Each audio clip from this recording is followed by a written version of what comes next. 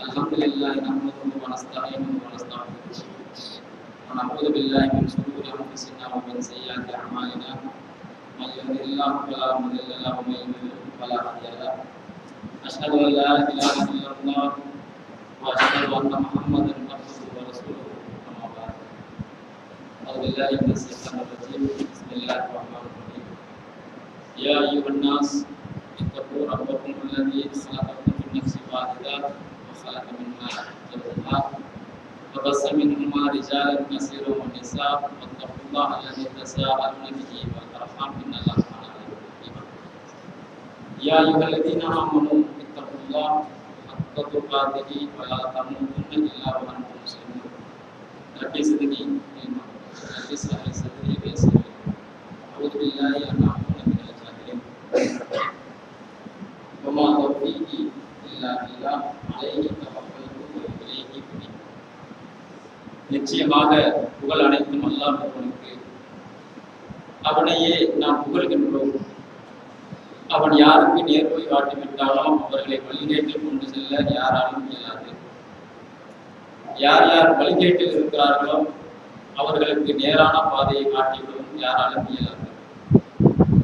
நபிகள் நாயகம் ஸல்லல்லாஹு அலைஹி வஸல்லம் அவர்கள் அல்லாஹ்வினுடைய அடியாராகவும் அவனுடைய இறுதி தூதராகவும் இருக்கிறார்கள் என்ற உன்னதமான கோட்பாட்டை நம் உள்ளங்களில் ஏற்றுக்கொண்டவர்களாக, அல்லாஹும் அவனுடைய தூதரும் எதனை நமக்கு காட்டி தந்தார்களோ அவைகளை இயன்ற அளவிற்கு செயல்படுத்தக்கூடியவர்களாகவும் எந்த காரியங்கள் செய்யக்கூடாது என்று தடுத்தார்களோ அப்படி தடுக்கப்பட்ட காரியம் எந்த ஒன்றையும் செய்யாதவர்களாக நாம் எல்லாம் ஆக வேண்டும் என்று பிரார்த்தித்துக் கொண்டு இந்த உரையை ஆரம்பிச்சோம்.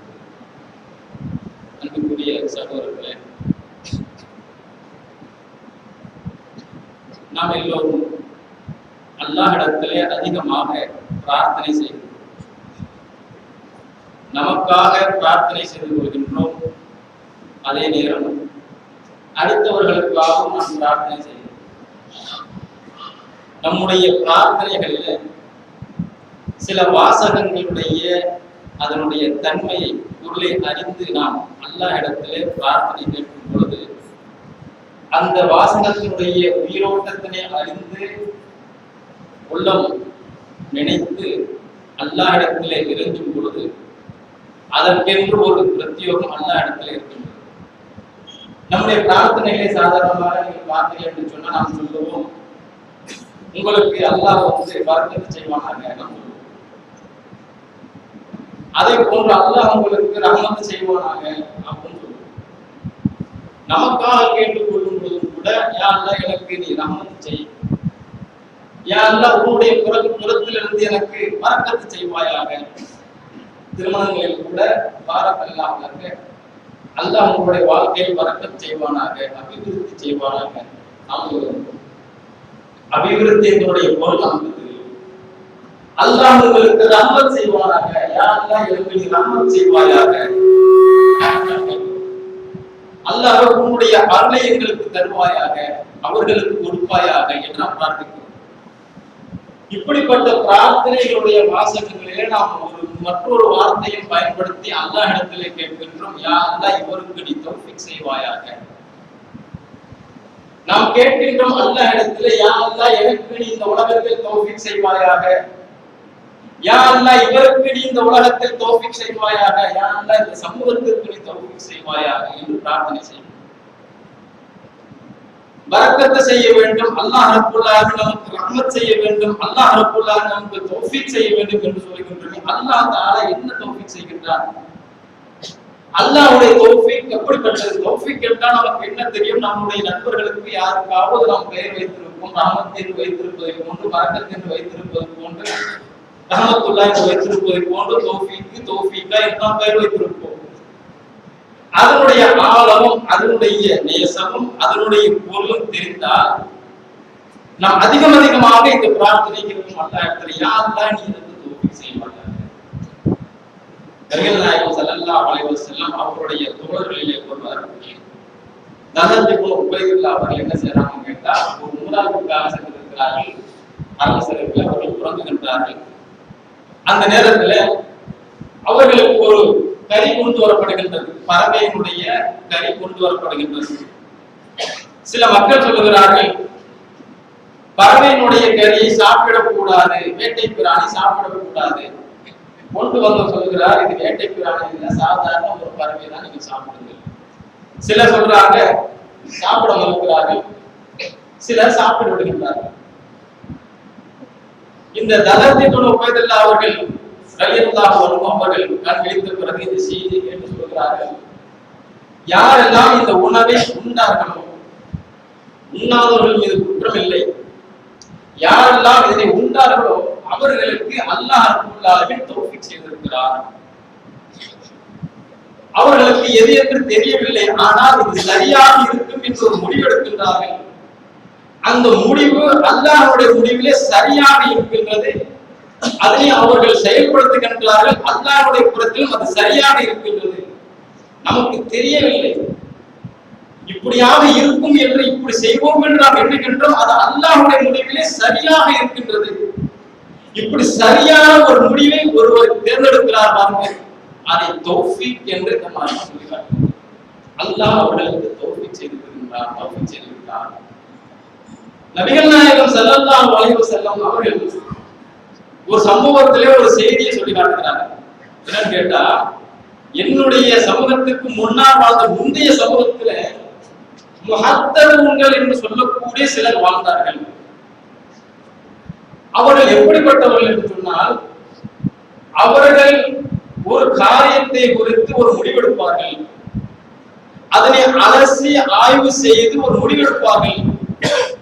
அந்த முடிவு அல்லாஹ் எதை சரி என்று நாடி இருக்கின்றானோ அதை குறித்ததாக அமையும், மாற்றமாக அமைந்து விடாது. அப்படிப்பட்ட மகத்துவங்கள் இனி என்னுடைய சமூகத்தில் கிடையாது. அப்படி யாரையும் வரமாட்டாங்க. இனி அப்படி என்னுடைய சமூகத்தில் ஒருவர் இருப்பார் என்று சொன்னால் அது உமர் ரலியல்லாஹு அன்ஹு அவர்களாகத்தான் இருக்கும் என்று நபிகள் நாயகம் ஸல்லல்லாஹு அலைஹி வஸல்லம் அவர்கள் சொல்லி காட்டினார். இப்படி ஒரு நபிகள் நாயகம் ஸல்லல்லாஹு அலைஹி வஸல்லம் அவர்கள் இது சம்பந்தமாக சொன்னதற்கு சில நிறைய சம்பவங்கள் இருக்கிறது. அதற்கு முன்னாலே நம்முடைய வாழ்க்கையிலே அல்லாஹ் ரப்பல் ஆலமீன் தௌஃபீக் செய்ய வேண்டும். அல்லாஹ் ரப்பல் ஆலமீனுடைய அந்த சரியான வழிகாட்டல், நாம் தெரியாமல் இருந்து கொண்டிருக்கக்கூடிய அந்த நேரான ஒரு பாதை, நமக்கு தெரியாத புறத்தில் நமக்கு அல்லாஹ் ரப்பல் ஆலமீன் வழங்க வேண்டும், வழங்கி கொண்டிருக்கிறார். ஒரு மனிதனுடைய வாழ்க்கையை நீங்கள் பார்த்தீர்கள் என்று சொன்னால், ஒரு மனிதனுக்கு ஒரு ஆளுக்கு இருக்கிறார் என்று வைத்துக் கொள்வோம். அவர் எப்படி ஆளுமாக ஆனார்? 4 வருடம் 5 வருடம் 7 வருடங்கள் மதரசாவில் இருந்து படித்து ஆய்வு செய்து அனைத்து காரியங்களை எல்லாம் கற்று நமக்கு மார்க்கத்தை சொல்லுகின்றார். ஆனால் மார்க்கத்தை அறிந்து ஒரு மனிதன் பிரச்சாரம் செய்கின்றார். அவருடைய வாழ்க்கையை நிதர்சனமான உண்மையை சொல்கின்ற நிதர்சனமான உண்மையை பார்க்கும் பொழுது அவருடைய வாழ்க்கையிலே இபாதத்து இருக்காது, அவருடைய வாழ்க்கையிலே திக்ர்கள் இருக்காது, குர்ஆன் ஓதுதல்கள் இருக்காது, தொழுகைகள் இருக்காது. உதாரணத்துக்கு சொல்கிறேன், இன்னும் சில மனிதர்களை நீங்கள் பார்த்தீர்கள் என்று சொன்னால் மதரசாவிலே சென்று படித்திருக்க மாட்டார்கள், மார்க்கம் அவர்களுக்கு அந்த அளவுக்கு தெரியாது, குர்ஆனை அவர்களுக்கு சரியாக ஓத தெரியாது, தப்பிந்தவருமாக ஓதுவார்கள். ஆனால் அல்லாஹ்வை பற்றி சிந்தனை சரியாக இருக்கும், அல்லாஹ்வுடைய பற்றிய அவருடைய ஆற்றலை பற்றிய சிந்தனைகள் கூர்மையாக இருக்கும்.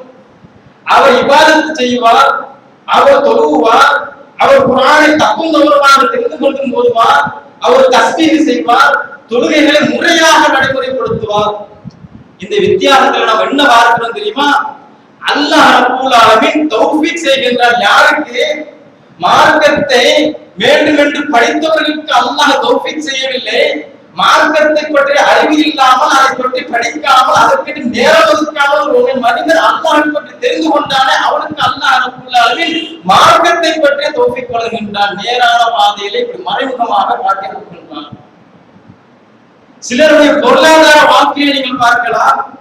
ஒரு மனிதர் என்ன பண்ணிருப்பான்னு கேட்டா, ஒரு டிகிரி, அதாவது ஆர்ட்ஸ் சயின்ஸ்ல ஏதாவது படித்திருக்கலாம், ஒரு புள்ளியல் படித்திருக்கலாம், அல்லது ஒரு கணிதத்திலே அவன் தேர்ச்சி பெற்று ஒரு டிகிரி முடித்திருக்கட்டும்.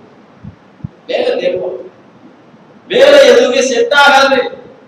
திடீரென்று ஒரு ஹோட்டல் வைப்பார், திடீரென்று ஒரு கடை வைப்பார், இவன் படித்து விட்டால் ஒரு 10,000 20,000 ஒரு 50,000 சம்பாதிக்கலாம். ஆனால் இந்த மனிதன் இந்த கடையை தொடங்கி 1 மாத காலத்துல, 1 வருட காலத்துல, 2 வருட காலத்துல, 3 வருட காலத்துல ஒரு பணியில சேர்ந்து அமர்ந்து அவனுக்கு எத்தனை ஊதியம் கிடைக்குமோ அதை விட பன்மடங்கு இந்த மனிதன் படிக்காத துறையிலே அல்லாஹ் வழங்குகின்றான்.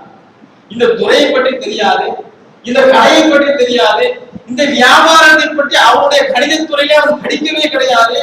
அவன் அறிவியல் படித்திருந்தான் என்று சொன்னால் துணி சம்பந்தமாக அவனுக்கு ஒன்றுமே தெரியாது. இந்த கடையை வைத்த மாத்திரத்திலேயே 2 வருடத்திலே 3 வருடத்திலே அவன் மிகப்பெரிய ஒரு செல்வந்தனாக ஆகி ஒரு வீட்டை கட்டி அதாவது ஒரு கடையை சொந்தமாக வாங்கி மிகப்பெரிய அளவிலே அவன் குடும்பம் நடத்தக்கூடிய சமூகத்தை நம்ம பார்க்கிறோமா இல்லையா? அந்த அறிவு அவனுக்கு எப்படி வந்தது? யார் கொடுத்தா? அல்லாஹ் ரப்பல் ஆலமீன் அவனுக்கு மறைமுகமான வகையிலே தௌஃபீக் செய்கின்றார். அந்த மனிதனுக்கு தெரியாது, அந்த மனிதனுக்கு அதாவது ஒரு உணவு ஹோட்டல் தொழில் தெரியாது. அந்த தொழிலை எப்படி ஒரு மின்னல் வேகத்தில் கடக்க முடியுமோ அந்த அளவு கடந்து செல்லக்கூடிய ஒரு ஆற்றலை அல்லாஹ் ரப்பல் ஆலமீன் கொடுத்திருக்கிறார். அதான் அல்லாஹ் ரப்பல் ஆலமீன் மறைமுகமாக கொடுக்கக்கூடிய ஒரு அருள் அல்லாஹ்வுடைய. அந்த அளவுக்கு அல்லாஹ் ரப்பல் ஆலமீன் கொடுப்பார். ஒரு மனிதனுடைய சிந்தனை அழகான சிந்தனையாக இருக்கும், நல்ல சிந்தனை உள்ளவங்க. இந்த ஒண்ணுமே தெரியாது. இன்னும் சொல்ல போனா ஒரு பள்ளிக்கூடத்துல 4 பேர் படிக்கிறாங்கன்னு வைக்க, ஒரு மனிதன் கடைசி பெஞ்சில் இருப்பான், ஒண்ணுமே புரியாது. அவன் விளங்கிடுவான், நம்ம 10ஆம் கிளாஸ் பயிலாக தான் போறோம். என்ன செஞ்சிருவோம்? இப்பவே மரியாதையா ஒரு கடையில சேர்ந்து கொடுப்போம்.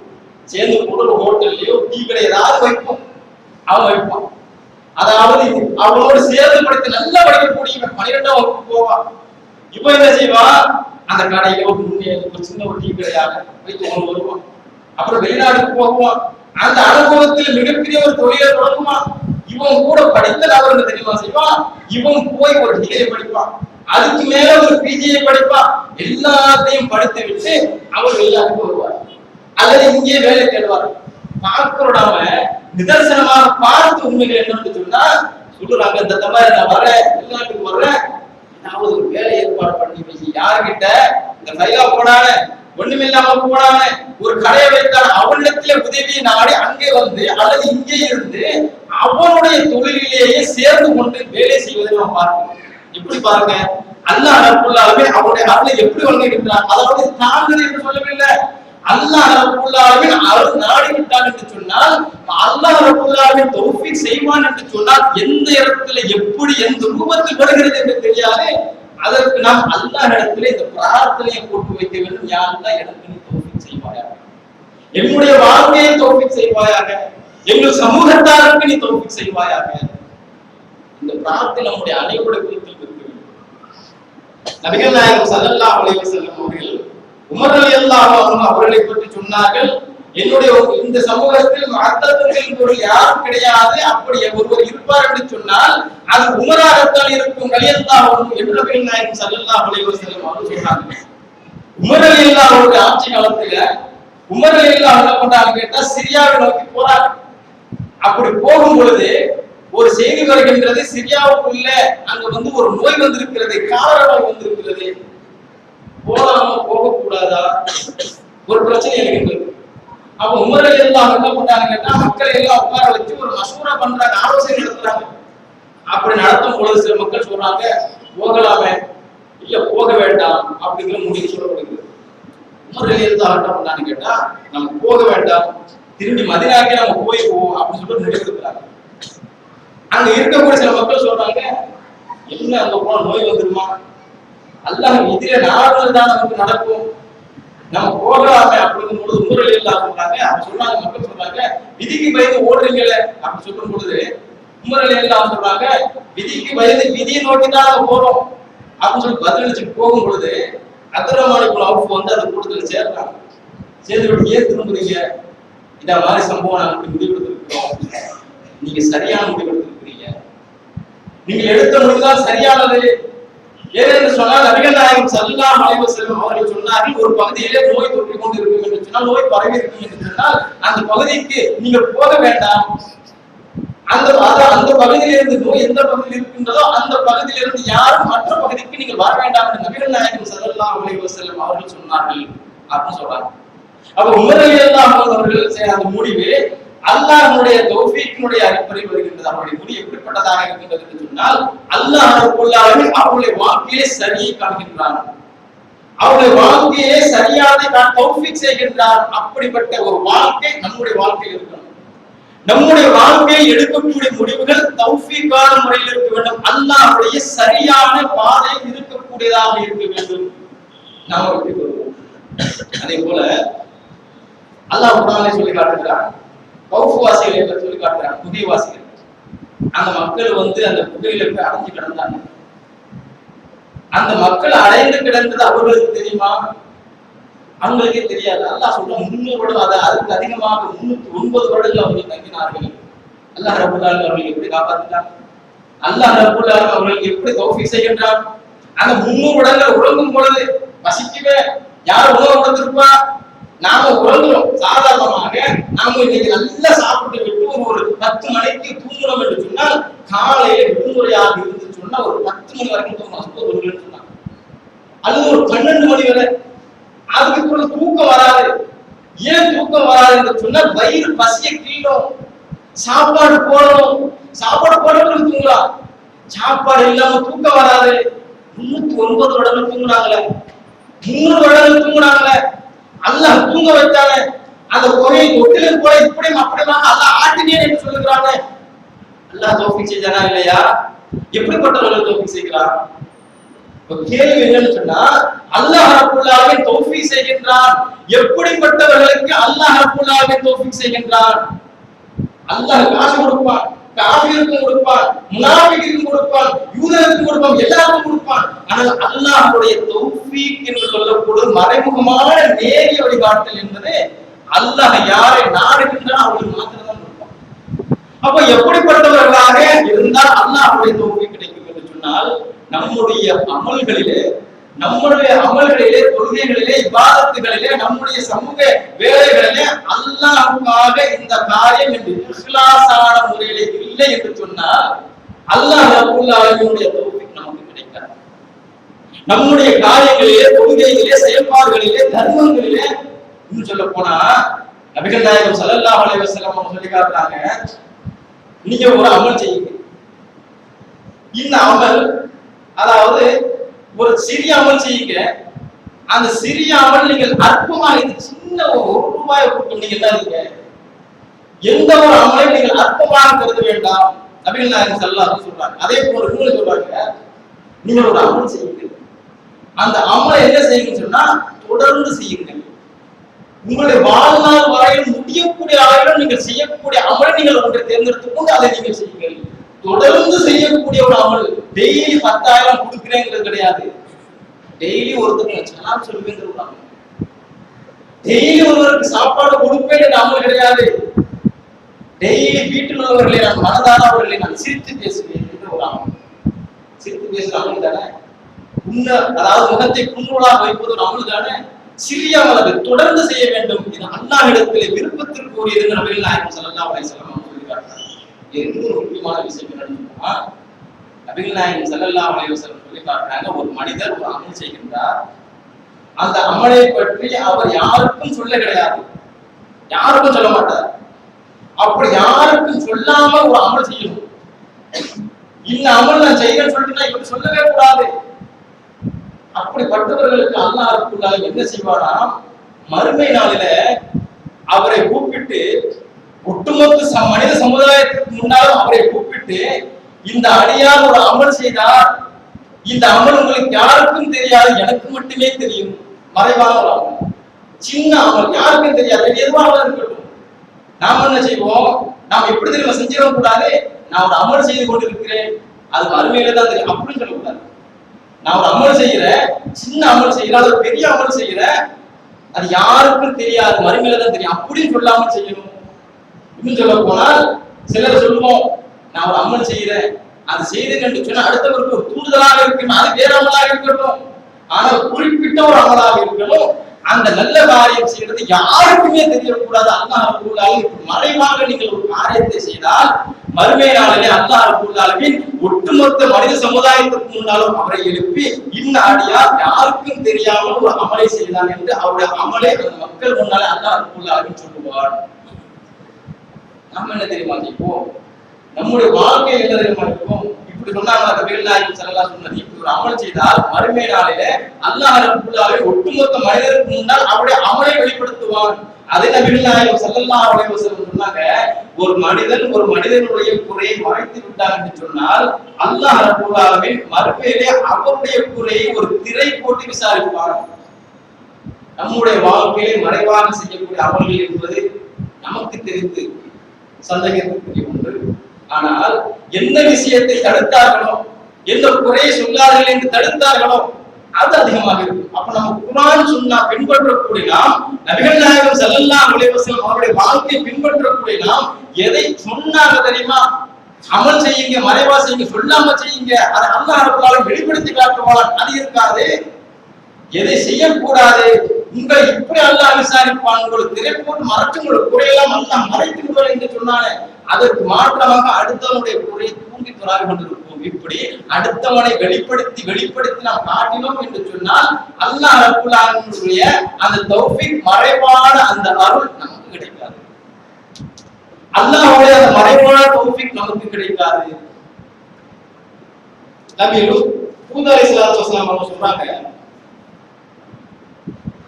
அதாவது ஒரு நபி, அந்த நபி சொல்றாங்க, அல்லாஹ் ரப்பல் ஆலமீன் எனக்கு ஆற்றலை தந்திருக்கிறார், அல்லாஹ் ரப்பல் ஆலமீன் எனக்கு உணவை தருகின்றார், நான் இந்த மார்க்கத்தை உங்களுக்கு பிரச்சாரம் செய்கின்றேன், நான் முயற்சி செய்கின்றேன், அவ்வளவுதான். ஆனால் இந்த அனைத்தும் இதை செயல்படுத்துவது எல்லாம் அல்லாஹ்வுடைய புறத்திலிருந்து இருக்கின்றது. 11வது அத்தியாயம் 52வது வசனத்தில் அல்லாஹ் ரப்பல் ஆலமீன் சொல்லி காட்டுறார். ஹூத் அலைஹிஸ்ஸலாத்து வஸலாம் அவங்க சொன்னாங்க, நபி என்ன சொல்றாங்கன்னு சொன்னால் தன்னுடைய பணி, தன்னுடைய நபி என்ற அந்த பணி நான் செயல்படுத்துவது அல்லாஹ்வுடைய அருளினால் தான் நான் செய்கிறேன், அல்லாஹ்வுடைய தௌஃபீக்கினால் நான் செய்து கொண்டிருக்கிறேன், என்னால கிடையாது. நான் இந்த மார்க்கத்தை சொல்வது என்னால கிடையாது, அல்லாஹ் என்னை வழிநடத்தி போன் சொல்லிவிட்டு நான் போயிட்டு இருக்கிறேன், அவ்வளவுதான் ஒரு நபி சொல்றாங்க. அப்ப நம்முடைய வாழ்க்கையில் நாம் செய்யக்கூடிய பணிகளை நாம் சொன்னோம் என்று சொன்னால் அல்லாஹ் ரப்பல் ஆலமீன் அவருடைய அந்த அமலை ஏற்றுக்கொள்ள மாட்டான். அந்த இஹ்லாஸ் இல்லை. அப்ப இஹ்லாஸ் இல்லாத வணக்கங்களை நாம் செய்யும் பொழுது அல்லாஹ்வுடைய தௌஃபீக் நம்மளை நோக்கி வராது.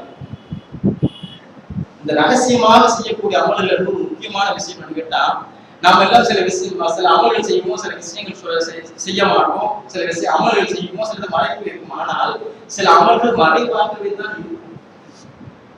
சில அமல்கள் மறைவாகவே தான் இருக்கும். என்ன அமல் கேட்டா, ஒரு மனிதன் தன்னுடைய தாய்க்கு ஒரு உதவி செய்கிறான்னு வைங்க, மாசம் பணம் கொடுக்குறாங்க, அல்லது ஒரு மருத்துவத்துக்கு கூட்டிட்டு போறான், அது யாராச்சும் மனிதன் சொல்லி காட்டுவானா, எங்க அம்மா உடம்பு சரியில்லை, நான் வந்து கூட்டி காட்டு வந்தேன், ஒரு 15,000 ரூபாய் அதுக்கு செலவாயிருச்சு என்று ஒரு மனிதன் சொல்லுவான் என்று சொன்னால் இந்த சமூகத்தில் சார்ந்தவராக அவர் இருக்க முடியாது.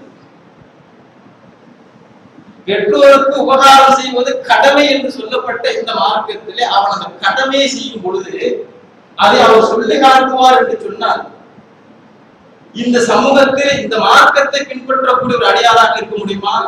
முடியாது.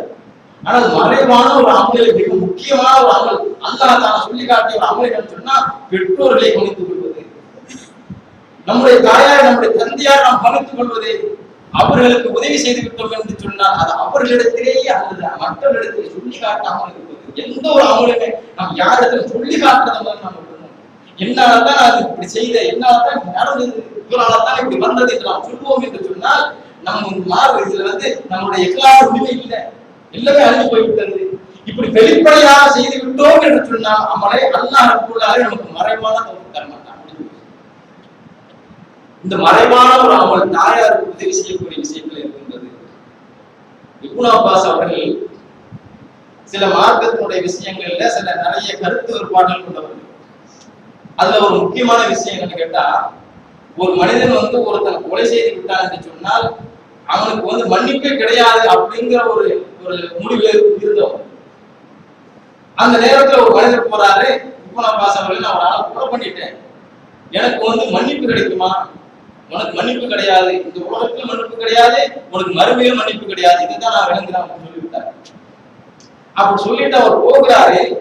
அப்படி போகிறவரை கூப்பிட்டு சொல்றாங்க, இப்படி சொல்றேன், நான் இப்பதான் நான் விளங்குறேன், இருந்தாலும் நான் என்ன நினைக்கிறேன் என்று சொன்னால், உனக்கு பெற்றோர்கள் இருந்து, உனக்கு பெற்றோர்கள் உயிரோடு இருந்து அவருக்கு நீ சேவைகள் செய்தால் ஒருவேளை அது மன்னிக்கப்படலாம் என்று நான் நினைக்கிறேன். அதாவது மார்க் அறிஞர் இப்னு அப்பாஸ் அவர்கள் என்ன நினைக்கிறாங்க என்று சொன்னால், இந்த கருத்தில் உடன்பாடு இல்லாதவங்க என்ன நினைக்கிறாங்க கேட்டா, அதாவது ஒரு பெற்றோருக்கு நீ உபகாரம் செய்தாய் என்று சொன்னால் இதனால் உன்னுடைய கொலை குற்றம் மன்னிக்கப்படும் என்று மார்க் அறிஞராக இருக்கக்கூடிய இப்னு அப்பாஸ் ரலியல்லாஹு அன்ஹு அவர்கள் உணர்கிறார்கள் என்று சொன்னால், அதாவது சஹாபாக்கள் எந்த அளவிற்கு பெற்றோருக்கு உபகாரம் செய்ய வேண்டும் என்பதை உணர்ந்திருக்கிறார்கள். நாம சிந்தித்து பார்க்க வேண்டும். நிறைய பெற்றோர்களை நாம் இன்னைக்கு ரோட்ல பார்க்க முடியுது. நம்முடைய சமூகத்தை சார்ந்தவர்கள் அதிகமாக மிஸ்கின்களாக, பிச்சைக்காரர்களாக ரோட்டில் இருக்கிறார்கள்.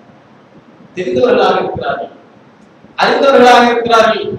நமக்கு நம்முடைய பொருளாதாரத்தை எடுத்து கொடுப்பதற்கு கொடுக்கணும், கொடுக்க போகும் பொழுது மனசு தயங்குகிறது. இவர்களுடைய பிள்ளைகள் இருக்கிறார்களே, ஏன் இப்படி விட்டு விட்டார்கள்? நாம் இவர்களுக்கு தெரிந்து நாம் கொடுக்கலாமா? கொடுக்கணும், ஆனால் கொடுக்க போகும் பொழுது மனதில் லேசாக வலிக்கின்றது. இவர்களுக்கு நம்ம கொடுக்கணுமா, நம்ம பிச்சை கொடுக்கணுமா, பிச்சை வாங்கக்கூடிய அளவில் இவர்கள் இருக்கிறார்கள், இவர்கள் பிள்ளைகள் இருந்து ஆகிவிட்டார்கள் என்று கவலைப்படக்கூடிய நிலைமையிலே சமூகத்திலே நாம் நம்முடைய பெற்றோரை தருகிறது. பார்க்கிறோம், நிதர்சனமாக பார்ப்போம், நீங்களும் பார்த்திருக்கிறீர்கள். அப்ப அல்லாஹ் ரப்பல் ஆலமீன், யா அல்லாஹ் எனக்கு நீ தௌஃபீக் செய் என்று சொல்வோம், என்று பிரார்த்தனை செய்வோம் என்று சொன்னால் நம்மிடத்தில் மறைவான அமல்கள் அதிகமாக இருக்க வேண்டும். அல்லாஹ்வை பற்றி எண்ணம் அதிகமாக இருக்க வேண்டும், அல்லாஹ் பற்றி பாசம் அதிகமாக இருக்க வேண்டும், அல்லாஹ் பற்றி அச்சம் அதிகமாக இருக்க வேண்டும். நபிகள் நாயகம் ஸல்லல்லாஹு அலைஹி வஸல்லம் அவர்கள் அல்லாஹ்வை பற்றி சொல்லும் பொழுது அல்லாஹ் ரப்பல் ஆலமீன் எங்கே எப்படி இருக்கிறான் என்று கேட்கும் பொழுது நபிகள் நாயகம் ஸல்லல்லாஹு அலைஹி வஸல்லம் அடியார்கள் எப்படி இருக்கிறான் என்று கேட்கும் பொழுது சொல்கிறார்கள், அல்லாஹ் சொல்கின்றான், ஒரு அடியானிடத்தில் நான் எப்படி இருக்கின்றேனோ, ஒரு அடியானிடத்திலே நான் எப்படி இருக்கின்றேனோ அதே போன்றுதான் என்னிடத்தில் அந்த அடியான் இருக்கின்றான். நாம மறைவாக இஹ்லாஸான முறையில் அல்லாஹ்வை அஞ்சினோம் என்று சொன்னால் அல்லாஹ் ரப்பல் ஆலமீன் அதே போல நம்மை நேசிக்கிறார் என்பதை நபிகள் நாயகம் ஸல்லல்லாஹு அலைஹி வஸல்லம் சொல்கிறார்கள்.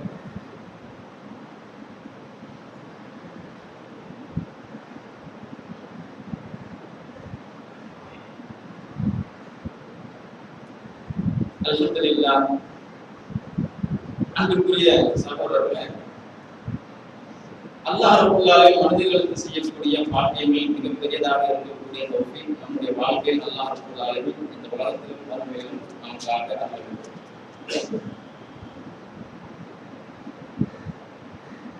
நம்முடைய அமல்கள் ஏற்றுக்கொள்ளப்பட வேண்டும், நம்முடைய அமல்கள் ஏற்றுக்கொள்ளப்பட வேண்டும். அல்லாஹ்வுடைய நேசம் நமக்கு வேண்டும், அல்லாஹ்வுடைய தௌஃபீக் நமக்கு வேண்டும் என்று சொன்னால் நாம அல்லாஹ் இடத்திலே அதிகம் கேட்க வேண்டிய விஷயம் என்னன்னு சொன்னால், அல்லாஹ் இடத்திலே அதிகமாக பாவ மன்னிப்பு கேட்க வேண்டும்.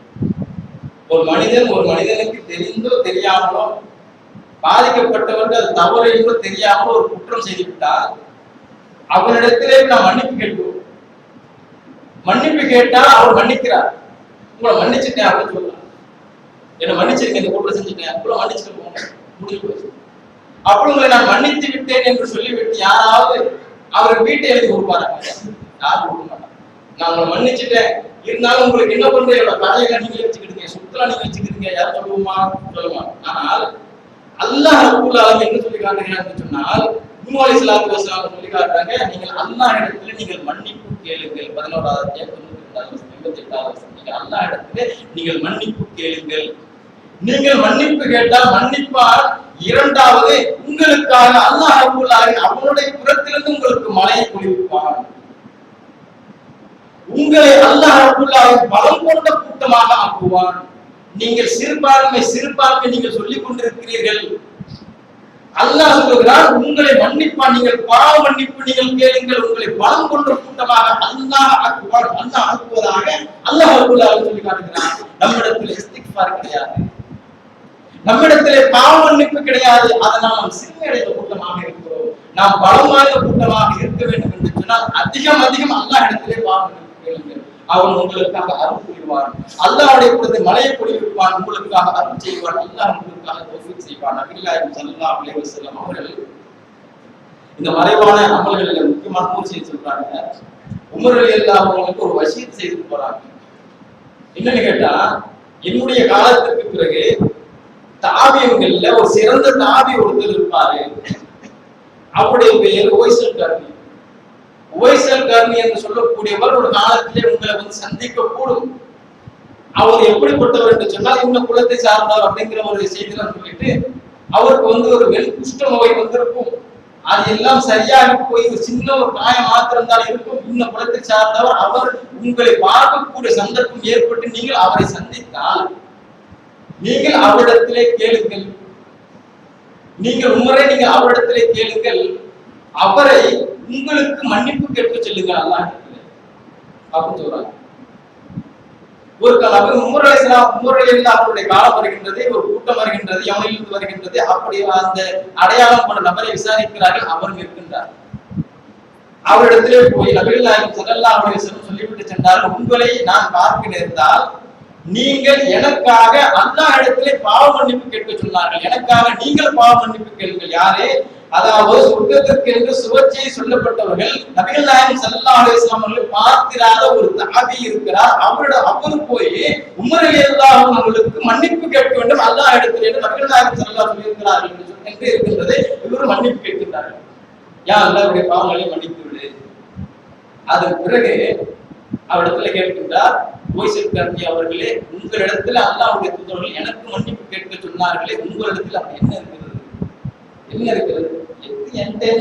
அதாவது ஒரு சொல்லக்கூடிய ஒரு குவாலிஃபிகேஷன் எதுவுமே கிடையாது. என்ன இருக்குன்னு கேட்டா, என்னிடத்துல பெற்றோர்கள் இருக்கிறாங்க, அவங்க நான் கவனிச்சுட்டு இருக்கிறேன், அவ்வளவுதான். மற்றபடி என்னிடத்துல எந்த ஒரு ஸ்பெஷலாலிட்டியும் கிடையாது. அது மாத்திரம் சொல்றாங்க. அப்போ உமர் ரலியல்லாஹு சொல்றாங்க, நீங்க உங்க நாட்டுக்கு போங்க, உங்களுடைய ஜனாதிபதிக்கு நான் ஒரு கடிதம் எழுதி தர்றேன், உங்களை அவங்க சிறப்பா கவனிச்சுக்குவாங்க. நான் என்னுடைய தாயாரை சிறப்பா கவனிச்சுக்கிட்டாங்க. அப்ப நபிகள் நாயகம் ஸல்லல்லாஹு அலைஹி வஸல்லம் அவர்கள் பிரார்த்தனை செய்ய, இந்த மனிதரை பிரார்த்தனை செய்ய சொல்லுங்கள் என்று சொன்னால், எப்படிப்பட்ட மனிதர்களுடைய பிரார்த்தனைகள் அல்லாஹ் இடத்தில் ஏற்கப்படுகின்றது? அல்லாஹ் இடத்துல ஏற்கக்கூடிய பிரார்த்தனை எப்படிப்பட்டவராக இருக்கிறது என்று சொன்னால், இப்படி மறைவான விஷயம், மறைவாக யாருக்கும் தெரியாது. அவர் பெற்றோருக்கு உதவி செய்யறது யாருக்கும் தெரியாது. நபிகள் நாயகம் ஸல்லல்லாஹு அலைஹி வஸல்லம் அவர்களுக்கு அல்லாஹ் சொல்லி தந்திருக்கிறார். அது குர்ஆன்ல கிடையாது. அல்லாஹ் ரப்பல் ஆலமீன் நபிகள் நாயகம் ஸல்லல்லாஹு அலைஹி வஸல்லம் அவர்களுக்கு மறைமுகமாக அறிவித்து தருகின்றார். அந்த வகையினுடைய வெளிப்பாடாக உமர் ரலியல்லாஹு அன்ஹு சொல்லி காட்டியிருக்கிறார்கள். இந்த அமல் எப்படிப்பட்ட ஒரு அமல்? ஒரு மறைவான அமல். அப்படிப்பட்ட ஒரு அமலுக்கு அல்லாஹ் ரப்பல் ஆலமீன் பிரார்த்தனை ஏற்கக்கூடிய அளவுக்கு இருக்கிறது என்று சொன்னால், அந்த மறைவான அமல் நாம் முடிவு பண்ணி வச்சிருக்கோம். நாம நாளையில இருந்து ஒரு மறைவான அமல் இன்னதை செஞ்சிருவோம். இதை நாம முதல்ல செய்யணும். கட்டாய கடமையாக்கப்பட்ட ஒரு அமல், மறைவான ஒரு அமல். இந்த அமலை நாம் அதிகம் செய்வோம் என்று சொன்னால், அல்லாஹ் இடத்துல ஒரு கடமையை செய்வதற்குரிய கூலியும் இருக்கின்றது. இந்த செய்திக்காக ஒரு கடமையை நாம், அதாவது இந்த செய்தியை கேட்டுவிட்டு ஒன்றை பின்பற்றுவதற்குரிய கூலியும் இருக்கின்றது. மறைவான அமல் செய்வதற்கு ஒரு கூலியும் இருக்கின்றது. அல்லாஹ் இடத்துல பிரார்த்தனை செய்யும் போது அல்லாஹ் பிரார்த்தனை அங்கீகரிக்கிற அந்த ஒரு கூலியும் இருக்கின்றது. அல்லாஹ் ரப்பல் ஆலமீன் இந்த உலகத்தில் மறுமையிலும் நமக்கு தௌஃபீக் செய்ய இருக்கின்றான். எப்படிப்பட்ட ஒரு நல்ல அமல்களை நபிகள் நாயகம் ஸல்லல்லாஹு அலைஹி வஸல்லம் அவர்கள் காட்டியிருக்கிறார்கள். நம்ம இடத்துல அல்லாஹ்வுடைய ஒரு நேசம் குறைந்து போகிறது. நமக்கு சாதாரணமாக சிறிய ஒரு நோய் வந்துச்சுன்னு, நீங்க சாதாரண ஒரு காய்ச்சல் வந்து வயிற்றுப்போக்கு, நம்ம என்ன நினைக்கிறோம், மாத்திரை போட்டாச்சு, 2 மாத்திரை போட்டாச்சு, அல்ல நல்லா ஆகிடுவான். நமக்கு தெரியும் இந்த நோய் 2 நாள்ல நல்லா போயிடும். அதனால நம்ம நம்புவோம், அல்ல நல்லா ஆகிடுவான். இன்னைக்கு 2 நாளைக்கு எனக்கு வர முடியாதுங்க, இன்ஷால்லா நான் ஒரு 4 நாள் கழிச்சு வந்துடுறேன். நமக்கு தெரியும் அல்ல நல்லா ஆகிடுவான், நமக்கு தெரியும் 2 நாள் நோய் நல்லா போயிடும். ஆனால் அதாவது ஒரு நரம்பு இழுக்கப்பட்டு, அதாவது கோமாவில ஒரு கால்கை விளங்காமல பாயிலே கடந்து, பாயிலே அவர் மனஜலம் கழித்துக் கொண்டு கிடக்கும் பொழுது இந்த நோய் இப்ப நல்லா ஆகும் என்று தெரியாது. இன்னைக்கு குணமாகுமா நாளைக்கு குணமாகுமா என்பது தெரியாது. இந்த நேரத்தில் அல்லாஹ்வை பற்றி அல்லாஹ்வுக்கு போட்டானே, புள்ள குட்டிலாம் இருக்குது, பசிக்குது, புள்ள குட்டி பசிக்குது, நமக்கு பசிக்குது. இந்த நேரத்தில் அல்லாஹ் நம்மளை கைவிட்டு விட்டானே, கைவிட்டு விட்டானுங்கிறது கூட ஒரு பாரம்பரியமாக இருந்தாலும் இப்படி ஆயிடுச்சு, நம்ம இனி இருந்துச்சுருவோமா என்ற ஒரு சந்தேகம் வருது பாருங்க. இப்படிப்பட்ட சந்தேகம் நம்ம இடத்துல வரும் என்று சொன்னால், அல்லாஹ்வை பற்றிய நம்பிக்கை நம்ம இடத்துல அல்லாஹ்வை பற்றிய எண்ணம் எப்படி இருக்கின்றதோ நம்மிடத்தில் அல்லாஹ்வை பற்றி எண்ணம் எப்படி இருக்கின்றதோ இதே போன்றுதான், இதே எண்ணம் தான் அல்லாஹ் இடத்திலே நம்மை பற்றி இருக்கும் என்று நபிகள் நாயகம் ஸல்லல்லாஹு அலைஹி வஸல்லம் சொல்லி காட்டுகிறார்கள். உணர வேண்டும், நாம் அல்லாஹ்வை பற்றிய சரியான முறையில் நம்ப வேண்டும். அந்த உலகத்திலே வாழும் பொழுது எந்த மறைவான அமல்களை நபிகள் நாயகம் ஸல்லல்லாஹு அலைஹி வஸல்லம் அவர்கள் அல்லாஹ்வும் காட்டி தந்து செயல்படுத்தினார்களோ அந்த நல்ல அமல்களை செய்ய வேண்டும்.